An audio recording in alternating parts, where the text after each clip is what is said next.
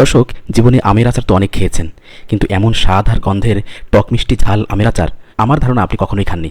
আমার এই আচারের নাম দিয়েছি আমি ককটেল আমের আচার। কেন ককটেল আমের আচার দিলাম সেটি জানতে হলে আপনাকে দেখতে হবে পুরো ভিডিওটি। তো চলুন দেখে নেওয়া যাক।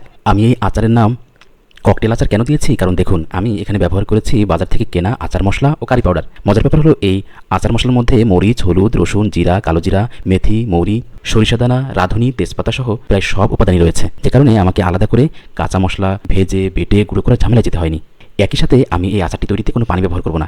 যেহেতু আমি আচারটি দীর্ঘদিন রেখে খাবো, তাই আচারে আমি কোনো ধরনের পানি ব্যবহারের পরিবর্তে আমি ভিনেগার ব্যবহার করেছি, ফলে লম্বা সময় ধরে আচারটি রেখে খেলে কোনো ধরনের নষ্ট হবে না। তো চলুন শুরু করা যাক মূল পর্ব। মূল রান্না শুরু করার আগে আমি প্যাকেটের মশলাগুলো কেটে বের করে একটি বাটিতে ঢেলে নিচ্ছি এবং তার মধ্যে কিছুটা ভিনেগার দিয়ে মশলাটা ভালো করে ভিজিয়ে নিচ্ছি, যাতে মশলাটা আচারের মধ্যে খুব সুন্দরভাবে মিশে যায় এবং স্বাদটা আরও সুন্দর হয়। এবার মূল রান্না শুরু করি। প্রথমেই আমি একটি ননস্টিকের প্যানে সরিষার তেল নিয়ে নিচ্ছি প্রায় আধা লিটার পরিমাণ।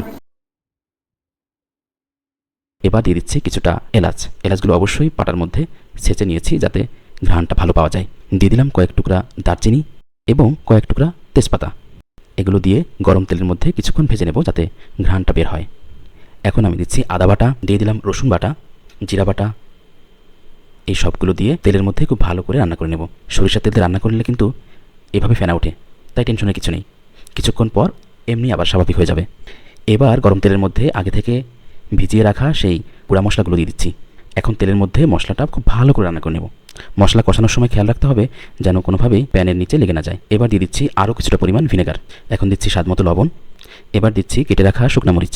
এবার দিচ্ছি সবচেয়ে গুরুত্বপূর্ণ জিনিস, গোটা গোটা রসুন। রসুনগুলো আমি কিন্তু খোসা ছাড়াইনি।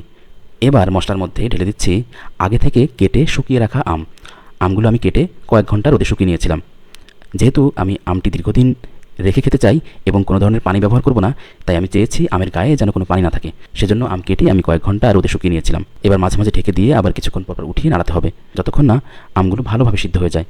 তবে খেয়াল রাখতে হবে যেন নিচে লেগে না যায়। যেহেতু কোনো পানি ব্যবহার করছি না, তাই এই সতর্কতা অবশ্যই অবলম্বন করতে হবে। দেখুন আমগুলো সিদ্ধ হয়ে গলে যাচ্ছে। এভাবে আরও কিছুক্ষণ নাড়িয়ে নাড়িয়ে সিদ্ধ করে নেব যাতে মশলার সঙ্গে আম খুব ভালোভাবে মিশে যায়।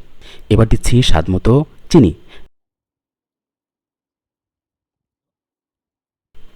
দেখুন ধীরে ধীরে আচারের ভেতর থেকে তেল উপরে ভেসে উঠছে এবং কালারটাও কত সুন্দর হয়ে উঠছে। এবার দিয়ে দিচ্ছি 10-12টা কাঁচামরিচ। এই মরিচগুলো আলাদা একটা ফ্লেভার তৈরি করবে এবং আপনি যখন বয়ামে ভরে রাখবেন তখন দেখতেও অনেক সুন্দর লাগবে। তবে খেয়াল রাখতে হবে মরিচগুলো যেন একেবারে আচারের সঙ্গে ভেঙে মিশে না যায়। তো ফাইনালি আমাদের ককটেল আচার রেডি। দেখতেই পাচ্ছেন কি অসাধারণ কালার, তেলগুলো ভেসে উঠছে এবং স্বাদটা কেমন হবে আপনারা নিজেরা বানিয়ে আমাকে অবশ্যই জানাবেন। ধন্যবাদ সে পর্যন্ত।